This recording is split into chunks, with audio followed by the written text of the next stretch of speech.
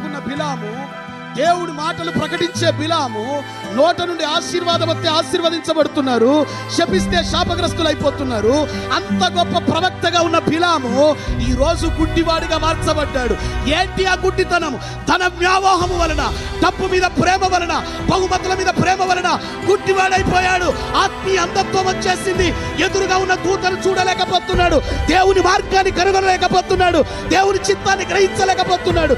కత్తి దూసి ఉన్న దూత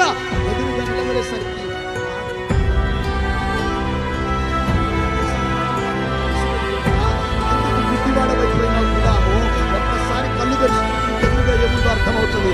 నేను ఒక్క అడుగుని ముందుకేసిన నీ తల మీద నీ యొక్క నీ జీవితంలో ప్రాణం అనేది ఉండదు, నీవు హతం కాబోతున్నావు. చూడు, నీకు ఎదురుగా ఉన్న కత్తి దూసిన దేవదూతను చూడడానికి